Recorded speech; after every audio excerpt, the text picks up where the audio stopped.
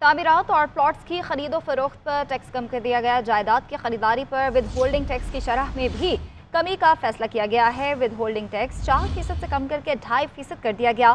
Commercial جائیدادوں، plots اور گھروں کی ٹرانسفر فیڈرل ایکسائز ڈیوٹی ختم کر دی گئی۔ 10 مرلے تک کے گھروں اور 2000 مربع فیٹ کے فلیٹس پر ٹیکس کریڈٹ کا اعلان کیا گیا ہے۔ جبکہ اسلام آباد میں جائیداد کی خریداری پر سٹامپ پیپر ڈیوٹی 4% سے کم کر کے 1% کر دی گئی ہے۔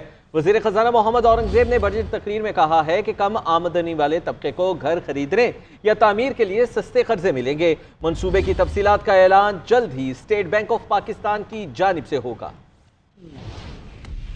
گیلپ کے مطابق بھی پاکستانی معیشت میں واضح بہتری آئی ہے اور ہاؤس ہولڈ فائنینشیل آؤٹ لک میں صرف پچھلے سی ماہی میں 27.5% اضافہ ہوا ہے۔ حکومت کو اس بات کا بھی احساس ہے کہ کارپوریٹ سیکٹر پر عائد ٹیکسوں کی شرح بلند سطح پر پہنچ چکی ہے۔ اس وقت کارپوریشنوں پر عائد ٹیکس کی شرح پورے خطے میں سب سے زیادہ ہے۔ حکومت کے پختہ عزم کے تحت ٹارگیٹڈ ریلیف مہیا کرنے اور ایک متوازن اور معاشی ترقی کے لیے موزوں کارپوریٹ ٹیکس رجیم متعارف کرنے کے لیے یہ تجاویز پیش کی جا رہی ہیں کہ 20 کروڑ روپے سے 50 کروڑ روپے تک سالانہ آمدنی حاصل کرنے والی کارپوریشنز کے لیے سپر ٹیکس کی شرح میں 0.5% کی کمی تجویز کی جا رہی ہے۔